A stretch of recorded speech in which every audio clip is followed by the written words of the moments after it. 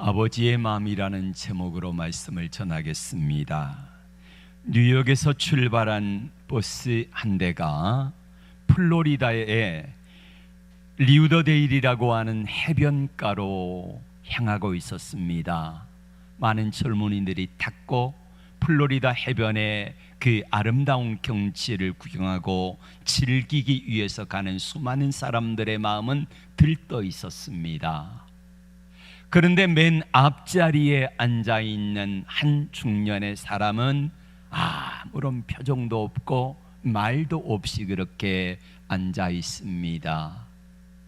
가다가 이제 점심시간이 되어가지고 버스가 휴게소에서 내려서 정차를 했는데도 불구하고 이 사람은 미동도 하지 아니하고 그 자리에 묵묵히 앉아 있습니다. 사람들은 궁금해했습니다. 저 사람이 누구일까?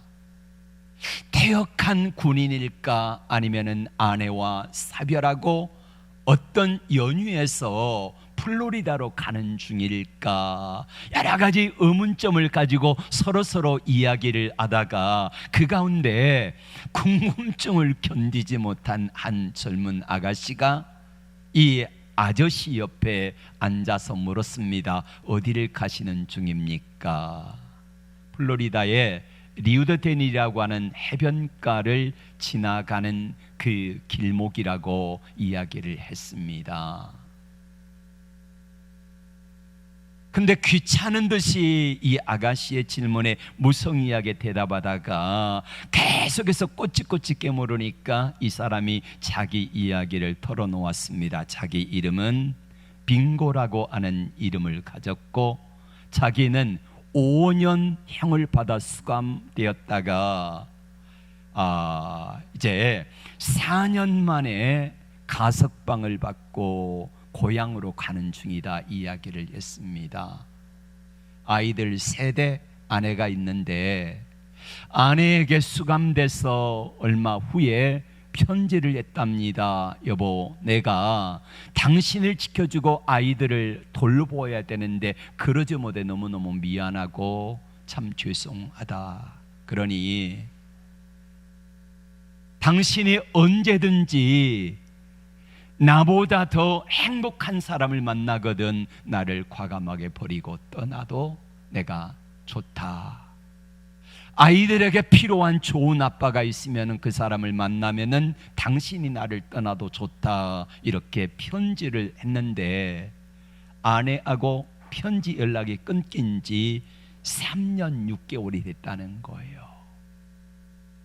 그러니까 입소한 지 한 6개월 동안은 편지를 주고받다가 편지 소식이 끊긴 지 3년 반이 되어진 거예요. 그러다가 가석방 통지를 받고 몇 주 전에 아내에게 편지를 한 겁니다.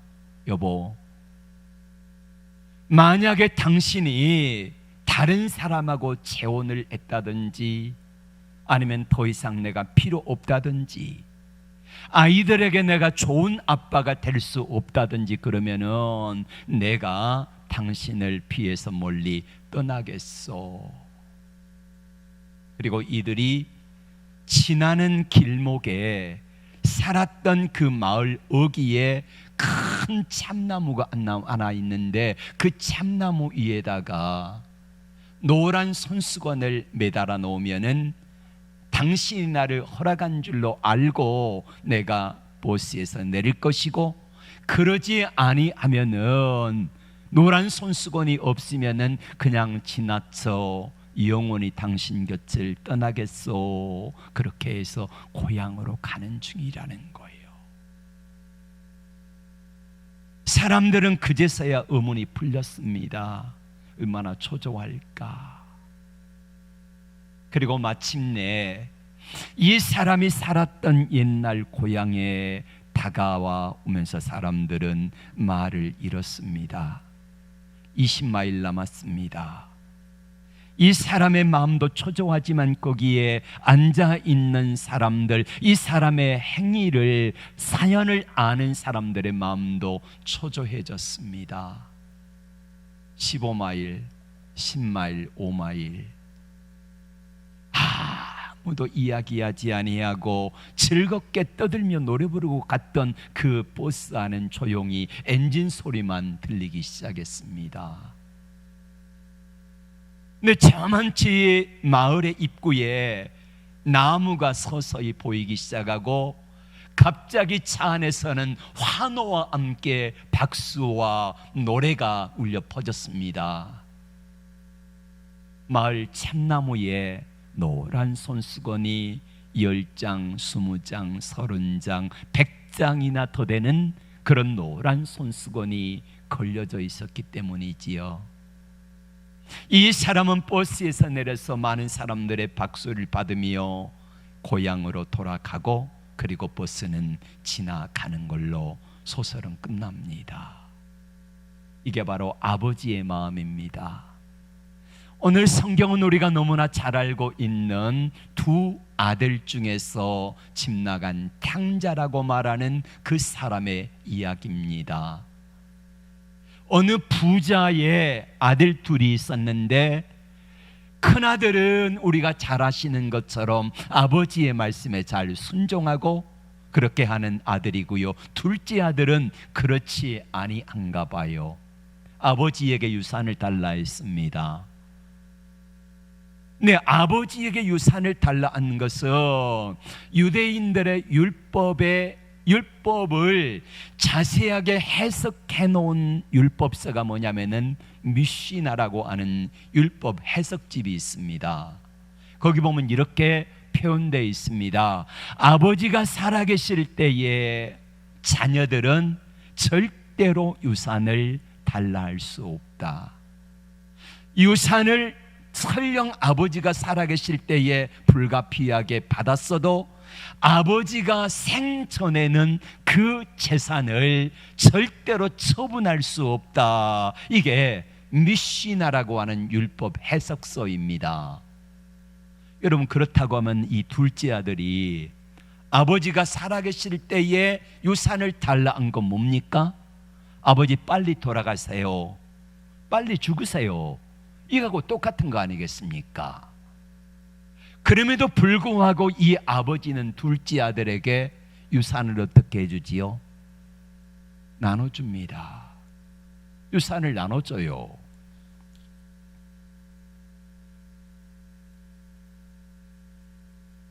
여러분, 본문에서 가장 큰 문제가 뭡니까?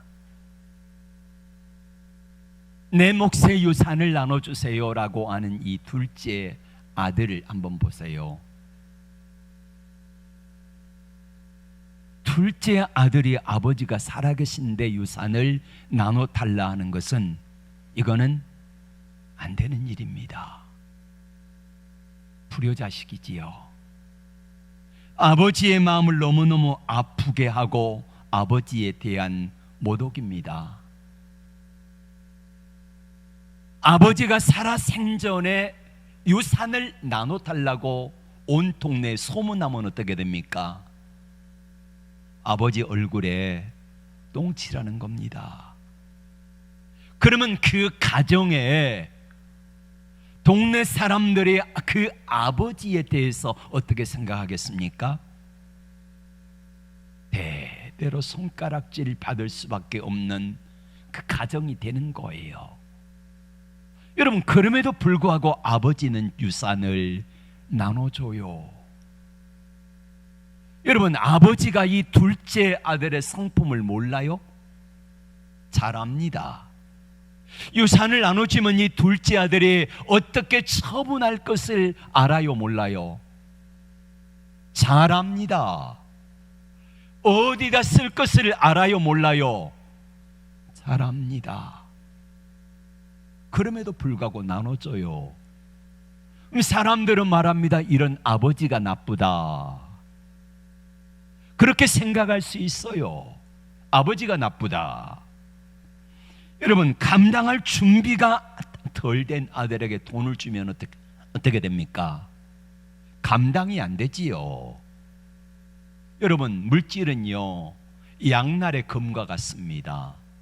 물질을 잘 사용하면은 좋은 것이 되지만은 감당할 만한 준비가 되지 않는 아들에게, 사람에게 물질이 주어지면은요, 자, 저를 봐주세요. 물질이 주어지면 그것은요, 찌르는 칼이 돼가지고 그 사람의 영혼과 육체와 삶을 사정없이 베어버리고 망하게 하는 도구가 될 수 있다는 거예요. 둘째 아들에게 물질은 그와 같은 것입니다. 그럼에도 불구하고 아버지는 줘요. 둘째 아들에 대해서 몰라주는 게 아니라는 말이에요. 너무나 잘 알아요. 이 아들의 성품도 알고 행위도 알고 어디다 쓸지도 알고 어떻게 될지도 잘 아는데도 불구하고 아버지는 둘째 아들이 달라는 대로 다 줘요. 둘째 아들 너하고 이제 나하고는 끝이다, 이래서 유산을 나눠준 겁니까? 다시는 얼굴 보지 말자, 이거 먹고 떨어져라, 호적에서 파버리겠다, 이렇게 해서 아버지가 둘째 아들에게 유산을 나눠준 겁니까? 아닙니다. 그럼 왜 주는 것입니까? 둘째 아들의 요청이 잘못된 것을 알면서도 왜 아버지는 유산을 나눠주냐는 거예요. 왜 줄까요? 그 길만이 둘째 아들을 치유할 수 있는 유일한 길이기 때문에 그래요. 그 길만이 둘째 아들의 아버지 앞에 돌아올 수 있는 유일한 길임을 알기에 아버지는 그 아들이 어디다 쓸지 어떻게 쓸지 어떻게 되어질지를 알면서도 아버지는 그 유산을 나눠주는 거예요. 아버지는 아들이 다 잃어버려야 그 영혼이 치유가 되는 것을 알고 있습니다. 지금 둘째 아들은 아버지와 함께 살아가지만요, 아버지와 사는 이유는 딱 한 가지입니다. 내게 돌아올 유산을 남에게 주세요. 아버지와 함께 살아가지만은 아들의 관심은 어디가 있어요? 유산에 있는 겁니다. 아버지를 공경하며 아버지 앞에 나옴이 유산 때문이지 아버지를 섬기는 것 때문이 아니라는 말이에요. 그럼에도 불구하고 아버지는 이 둘째 아들에게 다 주는 겁니다. 둘째 아들의 손에 아무것이 없어야 비로소 아버지의 소중함을 알고 아버지께 돌아올 것이기 때문에 아버지를 찾을 것이라는 사실을 알기에 아들에게 유산을 나눠줍니다. 그리고 유산을 다 처분해 가지고 가는 둘째 아들. 여러분, 당시에 유산은요, 양이라든지 짐승이라든지 아니면 노비라든지 땅이라든지 그거잖아요. 여러분, 그걸 처분하는데 하루 이틀 걸리는 게 아니잖아요. 아마 제값받고 팔지 않았을 것입니다.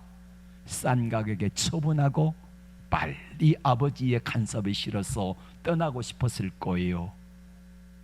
그런데 아버지는 그 모습을 다 보고 있어요.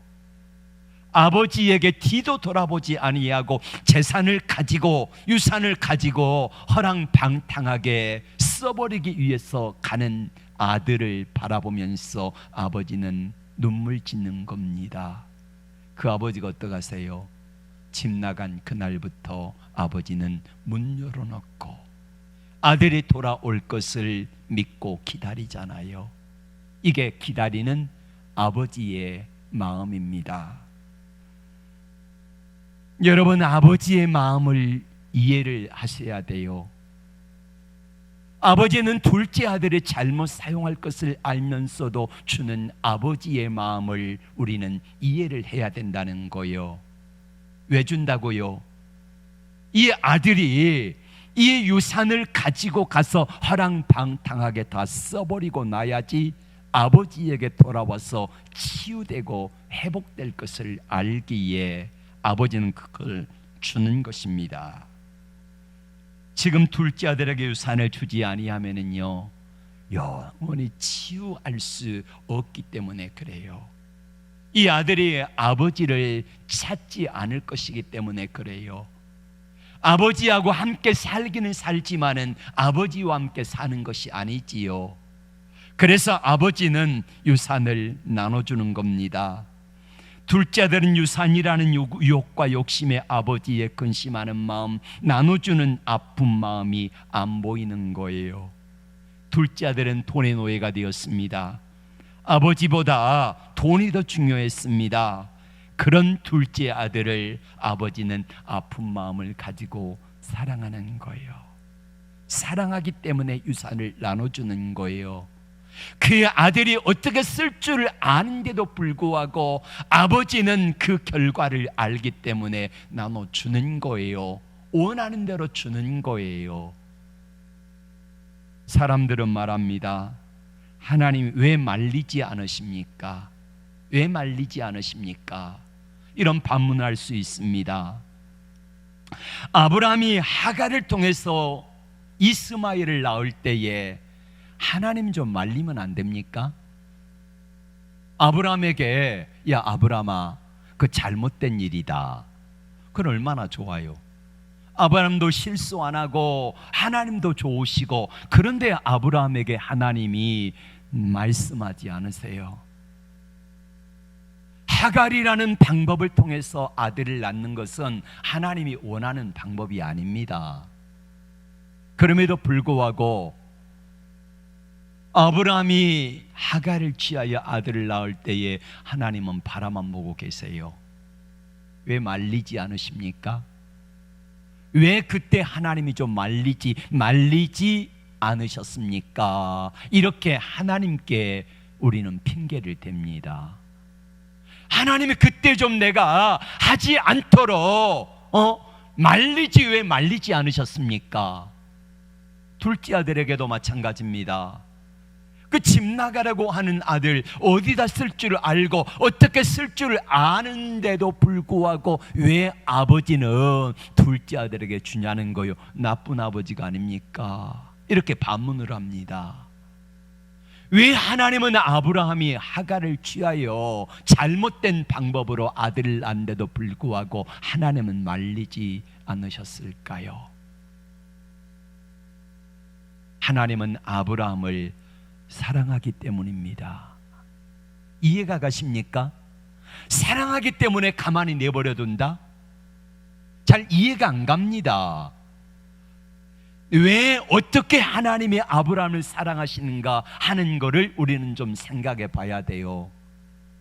아브라함에게 하나님이 직접 막으실 때도 있었습니다. 그런데 가만히 아브라함의 일생을 보세요. 아브라함이 창세기 12장에 보면은 자기 아내를 데리고 애굽으로 가잖아요.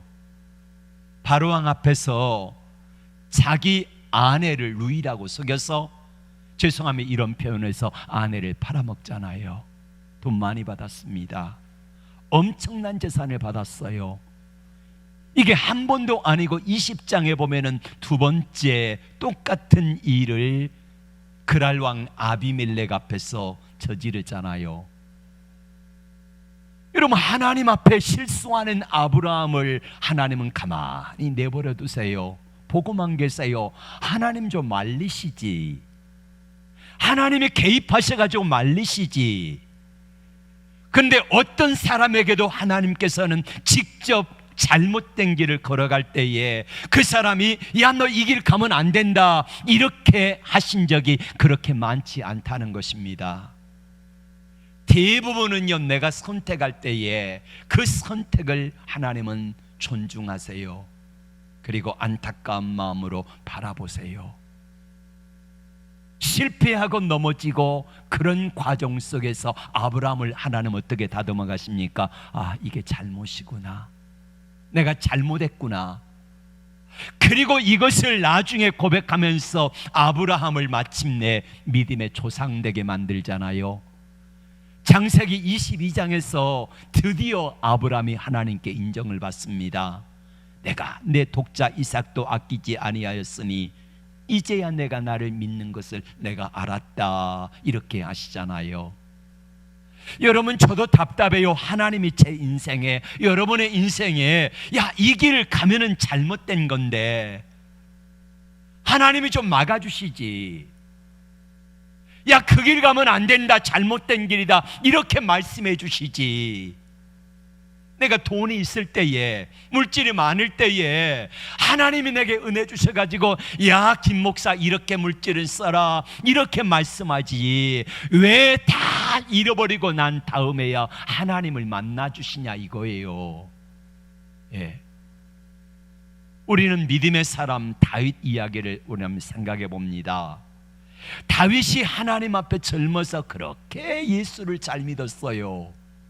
어려움 가운데 있으면은 하나님 앞에 쪼르르 달려가 가지고 하나님 어떻게 됩니까? 묻고 기도했던 사람이 다윗이지 않습니까? 그런데 다윗이 40대의 나이가 되었을 때에 어느 날 요압 장군과 군사들이 다 전쟁터에 나가 전쟁하고 있는 동안에 낮잠을 실컷 자고 일어나서 기지개를 켜고 보니까 한 여인이 목욕하는 것을 보고 알아보라 그래요. 저 여인이 누구냐 하는 말이 첫 마디가 뭐냐면은 유부녀입니다 그래요. 그럼 어떻게 됩니까? 유부녀, 남의 아내 안 되잖아요.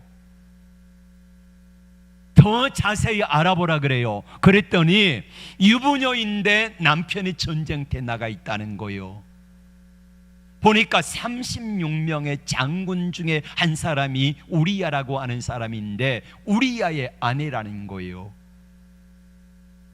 데려다가 몹쓸 짓을 저지르고 그리고 임신했다는 소식을 들으니까 그 우리야 장군을 오게 해가지고 알리바이를 만들잖아요. 뜻대로 안 돼요. 그러니까 어떡합니까? 그 우리야 장군을 전쟁터에 내몰아 가지고 적의 손에 맞아 죽게 하라, 이 편지를 들고 가서 자기 손에 들고 간 편지대로 죽임을 당하잖아요. 여러분, 하나님이 다윗이 그 짓을 하려고 할 때에 꿈에서라도 나타나셔가지고 야 이놈 다윗아 너 몹쓸 짓을 하고 있구나 이렇게 말씀하시면서 막아주시면 얼마나 좋아요. 그런데 하나님은 막아주지 아니하세요. 사람들은 말합니다. 하나님 왜 그때 안 말리셨습니까? 안 말린 게 아니에요. 하나님이 그 일을 저지르고 하는 다윗의 마음속에 어떤 마음을 주셨을까요? 야 다윗아 이거 하면 안 된다, 이 마음을 주셨어요? 안 주셨어요? 주신 거지요. 그런데 다윗이 무시한 겁니다. 아브라함이 하갈을 취하여 아들을 낳으려고 할 때에 하나님께 기도할 때에 아브라함의 마음속에 하나님이 야 그래 잘했다 이런 마음을 주셨을까요? 아니라는 거예요. 이건 아니라는 거지요.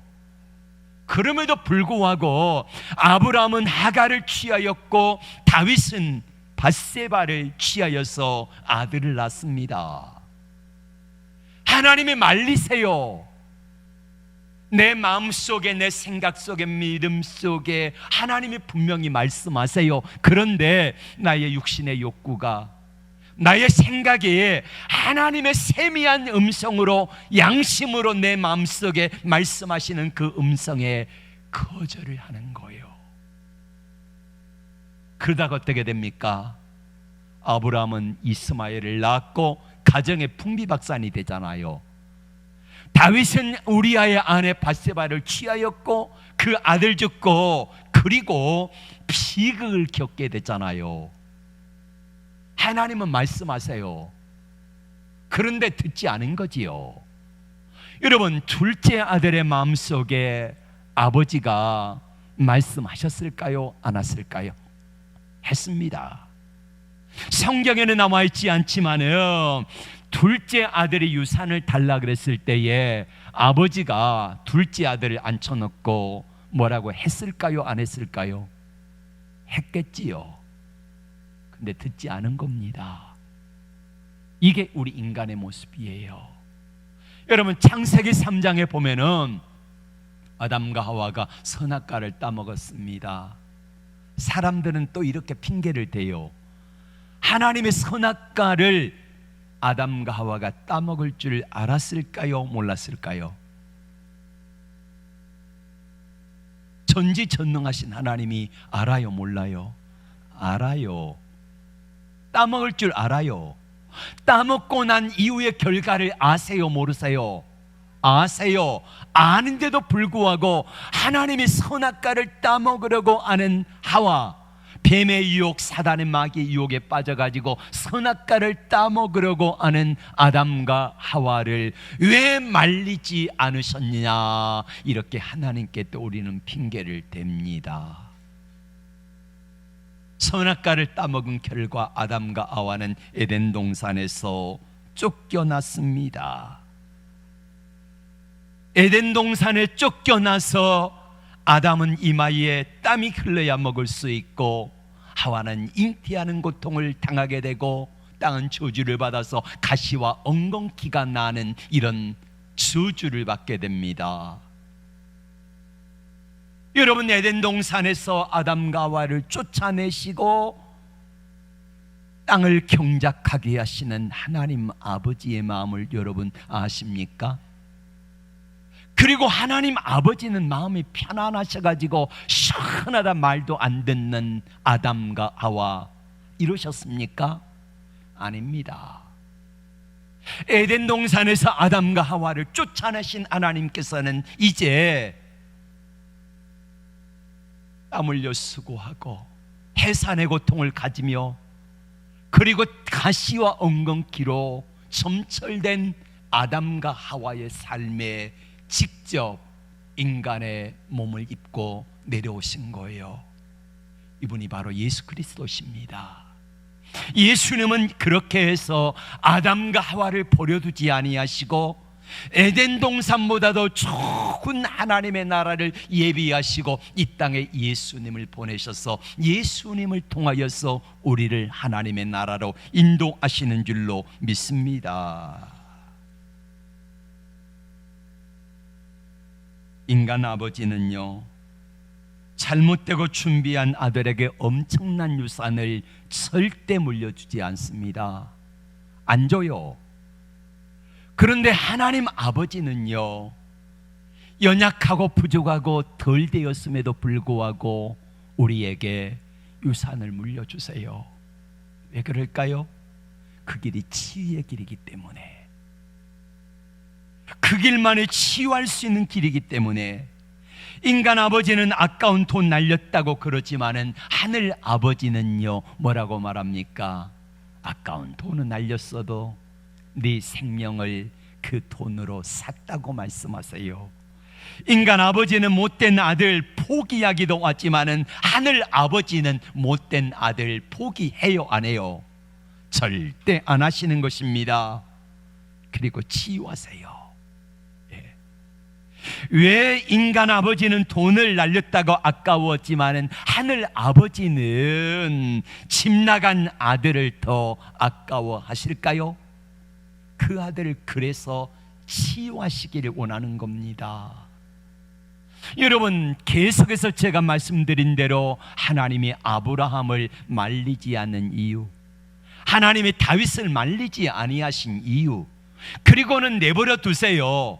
가만히 아무것도 하지 아니하시고 내버려 두시는 것이 아니라 아브라함이 하나님 앞에 점점 다듬어져서 마침내 창세기 22장에서 인정받는 사람이 되도록 만드셨고, 하나님께서는 다윗이 범죄한 그 현장 속에서 안타까운 모습으로 바라보시면서 마침내 다윗을 일컬어서 사도행전 13장 22절에서 말씀하는 것처럼 내가 이세 아들 다윗을 만나니 내 마음에 맞는 사람이다. 내가 내 뜻을 다 그를 통해서 이루리라, 이렇게 말씀하시는 사람으로 하나님이 기어이 만들고야 마신다는 거예요. 자, 여러분, 하나님 아버지의 마음, 오늘 둘째 아들의 유산을 달라 그럴 때에 둘째 아들이 어디다 쓸 것인지, 어떻게 쓸 것인지, 어떤 결과가 올 것인지 아버지는 알매도 불구하고 그 둘째 아들이 원하는 대로 준 이유는 그 아들을 뭐하기 위해서라고요? 치유하기 위해서, 그 아들을 회복하기 위해서. 아버지는 그런 선택을 할 수밖에 없다는 거지요. 만약에 여러분 둘째 아들에게 아버지가 유산을 주지 않았으면 어떻게 되겠습니까? 재산은 남아있겠지요. 그런데 우리가 아는 결과는 없습니다. 이 둘째 아들이 나중에 허랑방탕하게 다 잃어버리고 나중에는 돼지를 치는, 여러분 유대인들에게 있어서 돼지 치는 일은요 부정한 일이라서 절대 하지 않습니다. 그럼에도 불구하고 둘째 아들이 유대인인데 돼지 치는 일을 안다, 이거는요 최악의 상태로 떨어졌다는 거예요. 그리고 돼지하고 먹을 걸 경쟁해요. 지엄 열매를 돼지가 먹는데 그거를 돼지는 배불리 먹는데 둘째 아들은 배불리 먹을 수가 없어요. 그러니까 돌아오잖아요. 내 아버지 집에는 풍족한 품꾼이 얼마나 많은고. 그러면서 뭐라고 고백합니까? 내가 내 아버지 아들이라 감당하지 못하겠고 내 아버지 집에 품꾼의 하나로 나를 써주세요. 그리고 돌아가잖아요. 그러니까 둘째 아들에게 주었던 유산은 그 유산을 하랑방탕하게 다 잃어버리기 전에는 절대로 아버지가 안 보여요. 여러분 어떤 사람들이 물질을 많이 가지다가요 재산 다 날리고 나니까 이제야 하나님이 보여. 하나님이 어떤 분인가가 보여. 여러분 그 사람에게 물질은 뭡니까? 둘째 아들과 같이, 단지 그 사람에게 물질은 둘째 아들에게 내가 잠시 유용할 수 있는 것이지 아버지를 볼 수 있는 눈을 가리워버리는 좋은 건 아니라는 거예요. 감당할 수 없는 사람에게 물질은 그와 같은 것입니다. 그런데 둘째 아들이 물질을 다 잃어버리고 나니까 비로소 아버지가 보여. 아버지 사랑이 보여. 아버지 집에 있었을 때의 행복이 느껴져. 그렇다고 하면은 둘째 아들에게 유산은 아버지를 볼 수 없도록 만드는 좋지 않은 거지요. 그 빨리 없어져 버려야 돼요. 근데 어떤 사람에게는 물질이 많아도요 아버지를 잘 섬기는 분들이 있잖아요.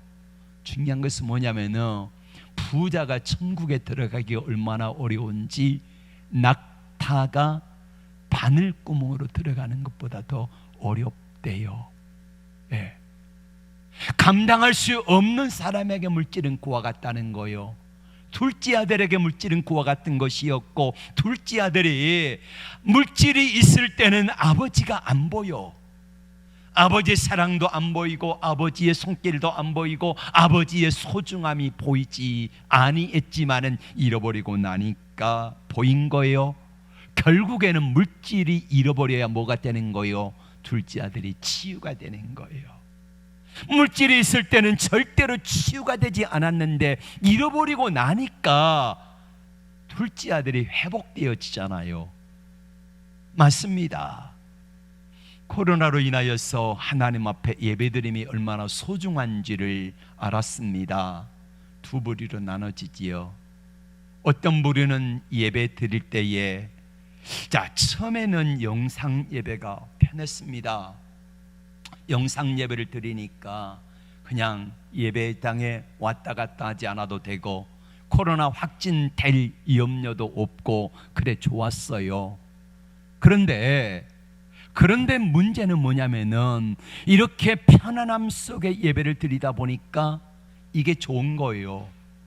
그리고 어떡합니까? 야, 우리 주일날 여기서 굳이 집에서 예배를 드려야 되느냐? 승용차 타고 가다가 유튜브 틀어놓고 그리고 차 안에서 찬양하며 예배 드리는 거 하나님이 받으실까 안 받으실까? 받으셔야 하시겠지요. 그런데 그게 하나님 앞에 우리가 구별된 장소, 구별된 시간, 구별된 모습으로 하나님께 예배를 드림이 이게 하나님을 만나는 것인데 급하면 그럴 수도 있어요. 장례식이 생겼다든지 피치 못할 사정이 있다든지 이럴 때는 그럴 수 있는데도 불구하고 이게 이제 우리 일상이 돼버린 거예요. 최근에 어떤 목사님을 만났는데 제가 이런 표현에서 죄송해요. 그 교회 장로님들이 한 7, 8분 돼요. 근데 자, 장로 가정, 권사 가정의 자녀들이 전에는 아버지가 장로니까 장로라고 하는 체면 때문에 나와준 거예요. 예배 드려준 거예요. 헌금 해준 거예요. 내가 믿음이 있어서가 아니라 주님이 사랑과 은혜가 감사해서가 아니라 장로의 아들, 딸이라고 하는 체면 때문에 예배 드려준 거고 하나님께 나와준 거고 헌금 해줬는데 이제는 그럴 필요가 없는 거거든요. 왜요? 나 영상으로 예배를 드린다는 거예요. 예배 드리는지 안 드리는지 어떻게 압니까? 들어와가지고 한번 클릭만 해도요 횟수가, 조회수가 올라갑니다. 이렇게 하고 예배를요 때우는 거예요. 이런 사람이 있는가 하면은 어떤 사람은 그럼에도 불구하고 예배 시간이 너무 귀하다는 사실을 알고 그러기에 하나님 앞에 예배를 드리는 일에 더 열심을 내야 되겠다 하는 분들이 많아졌다는 거예요. 그 목사님의 고백이 그래요. 장로 가정의 자녀들이 한 사람도 안 나온대요. 지금은 안타까운 일이지요. 나는 여러분들에게 이런 일이 없기를 바랍니다. 그래서 여러분들 믿음 관리를요 잘해 주셔야 돼요. 자녀들의 예배에 소홀히 하면은요 그 영혼의 생명을 위해서 보세요. 이 아버지가 둘째 아들이 달라고 하는 재산에 다 유산을 줬잖아요. 당시 법에 의하면은 첫째 아들은 2목, 둘째 아들은 1목입니다. 이게 당시 법이에요. 그럼 예를 들어서 재산이 50억이면은 둘째 아들에게 얼마를 줬겠습니까? 3분의 1, 15억 정도를 줬겠지 않습니까? 15억. 15억의 물질을 다 날렸어요. 화랑방탕하게 다 써버렸어요. 그런데 15억이라고 하는 이 돈을 잃어버렸지만은 둘째 아들을 구원했잖아요. 생명을 구했잖아요. 둘째 아들과의 관계가 회복되잖아요. 둘째 아들이 치유된 겁니다. 얼마 들여서요? 15억 들여서. 15억의 물질이 아까운 것이 아니라 둘째 아들을 얻은 기쁨에 아버지는 잔치하잖아요. 이게 하나님 아버지의 마음입니다. 여러분, 우리는 오늘 말씀처럼 이렇게 이야기를 합니다. 왜 하나님 말리지 아니하셨습니까? 그래서 아브라함을 하나님은 치유하시고 왜 하나님이 다윗을 말리지 아니하셨습니까? 그래서 하나님은 다윗을 치유하시잖아요. 막무가내로 아브라함에게 야 이놈 이렇게 하지 아니하시고 다윗에게 그렇게 하지 아니하시고 다윗에게 하나님이 깨닫게 하시고 아브라함에게 깨닫게 하셔서 진짜 아버지와의 관계를 회복하도록 만들어 주시더라 이거예요. 유럽의 어느 나라에 한 수도사가 있었습니다. 수도사가 마을에 와가지고 섬기는데 얼마나 헌신적으로 교회를 섬기는지 마을 사람들이 다 이 수도사를 존경했습니다. 이 중년의 수도사가 그러던 어느 날 마을 사람들이 떼를 지어가가지고 수도사에게 이렇게 말했습니다. 어쩜 그럴 수 있느냐고, 마을에서 당장 나가라고, 우리가 몽둥이 들고 당신을 쥐어 패지 않는 거 감사하고 나가라, 이렇게 쫓아내버렸습니다. 이유는 그겁니다. 마을의 한 어린 처녀가 임신을 했는데 상대방이 누구냐 그러니까 마을의 수도사가 몹쓸 짓을 했다는 거예요. 그래서 얼마나 실망을 했는지 몽둥이를 들고 와가지고 쫓아내려고 그렇게 했지만은 수도사는 아무 말도 하지 아니하고 그냥 보따리 하나 들고 쫓겨났습니다. 마을 어귀에 가까운 곳에다가 천막을 짓고 그렇게 살면서 예전에 행하던 대로 그렇게 열심히 기도하고 그렇게 마을 사람들을 헌신적으로 돌보았습니다. 아무도 수도사에게 먹을 걸 갖다 주는 사람이 없어요. 그러다가 얼마 있지 않아 가지고 수도사는 영양실조로 굶어서 죽었습니다. 그래도 수도사요, 마을에 존경받는 분이었는데 죽었으니까 염원해서 묻어두자고 그렇게 해서 염을 하다가 마을 사람들은 깜짝 놀랍니다. 여장 남자였거든요. 남자가 아니라 여자였어요. 이 수도사는 자기가 야 봐라 나 여자다 공개하면 되잖아요. 왜 안 합니까? 그 위험에 처한 이 아가씨가 맞아 죽을 수도 있으니까 이 아가씨를 살리기 위해서, 이 아가씨를 치유하기 위해서 수도사는 자기가 그 모든 것들을 짊어진 거예요.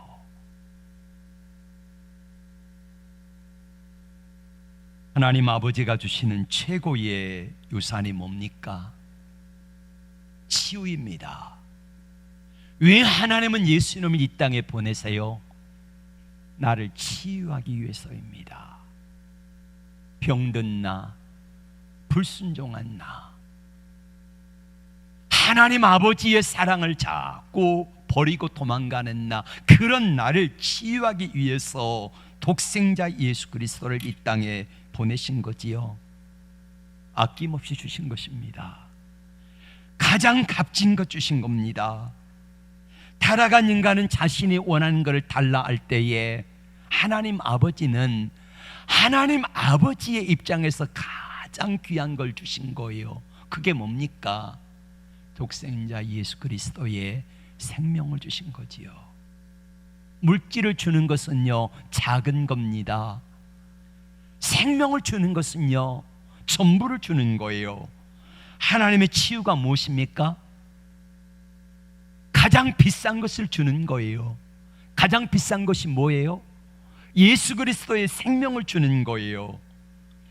둘째 아들처럼 우리는 아버지 하나님보다 돈과 세상 것들을 더 좋아합니다. 그리고 그것 때문에 하나님 아버지가 안 보여요. 안 보이니까 그것 때문에 뭘 섬깁니까? 우상을 섬겨요.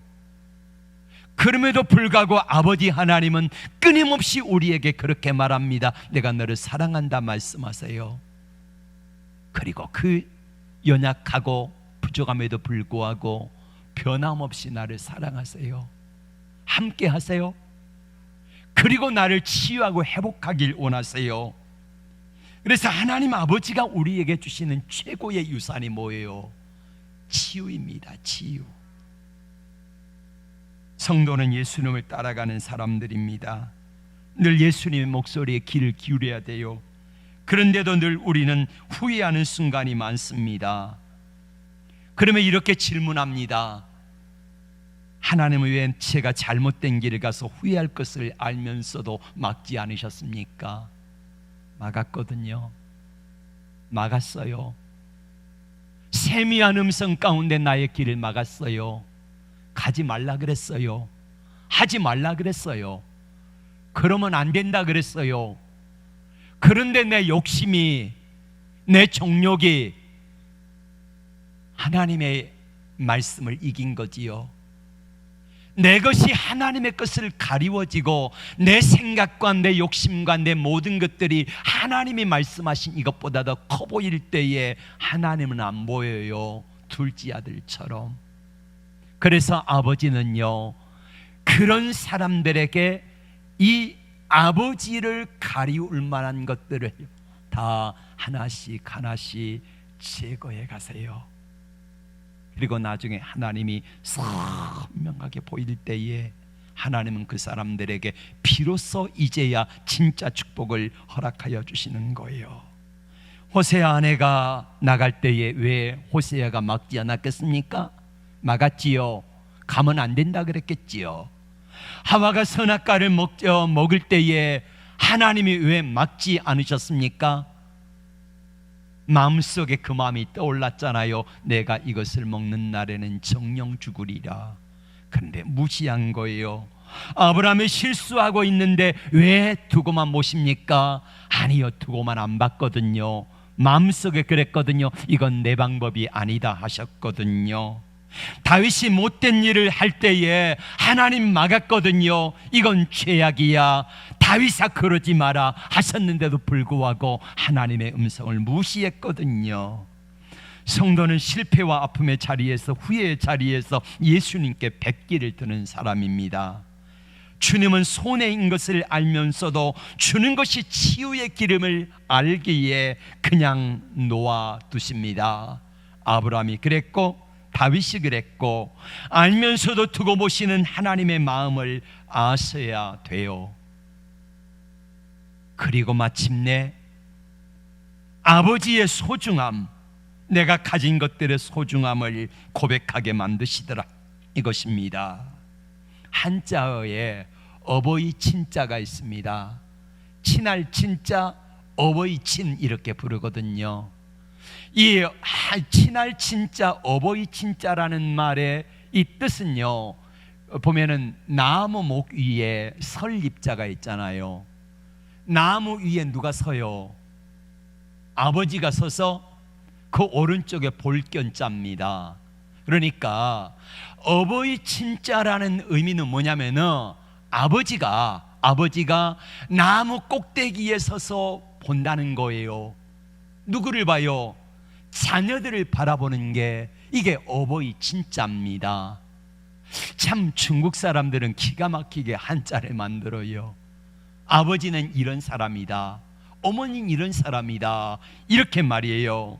하나님 아버지도 마찬가지입니다. 전남 여도초등학교 5학년 고 성경량이 쓴 동식 가운데 이런 글이 있습니다. 한번 보세요. 우리 아빠는 왜 안경을 쓰실까? 나를 더 자세히 보시려고 안경을 쓰시겠지.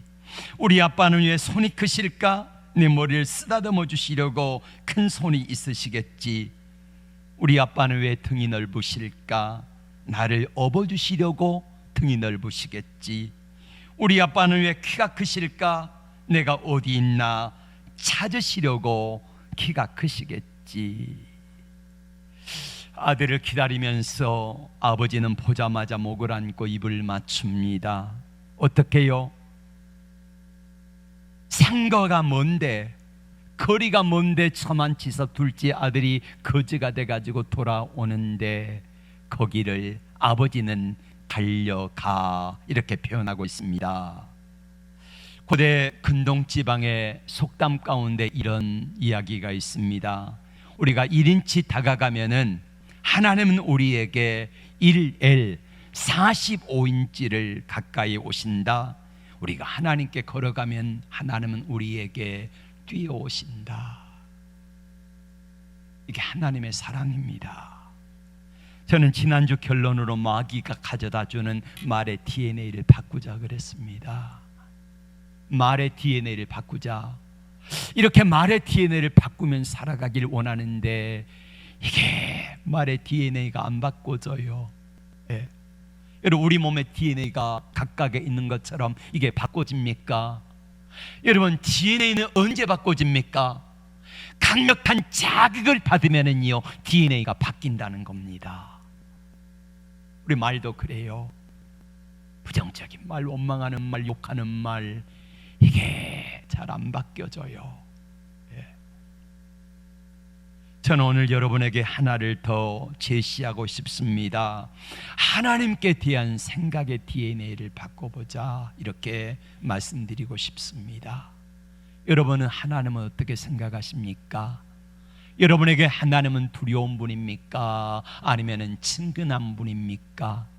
여러분에게 하나님은 무서운 분입니까? 부드러운 분입니까? 여러분, 하나님은 인색한 분입니까? 나에게 사랑의 하나님이십니까? 여러분이 어떤 생각을 가지느냐에 따라서 여러분이 하나님께 대한 생각의 DNA를 바꾸기만 하면은요, 말이 달라지고 내 행동이 달라지고 내 믿음도 분명히 달라질 것입니다. 저는 지난 한 주간 동안 예레미야 성경을 읽었습니다. 예레미야 성경 여러분에게 매일 보내드리는 그 성경을 계속해서 전체를 읽으면서 하나님이 어떤 마음인가 이게 다시 한번 느껴집니다. 오늘 둘째 아들을 향하여서 둘째 아들이 못나고 부족하고 허랑방탕하게 어디다 쓸 것을 알면서도 불구하고 나눠주는 아버지의 마음을 여러분 아십니까? 그 아버지는 둘째 아들이 물질을 다 잃어버렸을지라도 저 아들 하나만이라도 치유되면 산다는 거예요. 그래서 아버지는 주신 겁니다. 하나님 아버지는 에덴 동산에서 모든 것들을 다 뺏겨버리고 잃어버린 그 아담과 하와,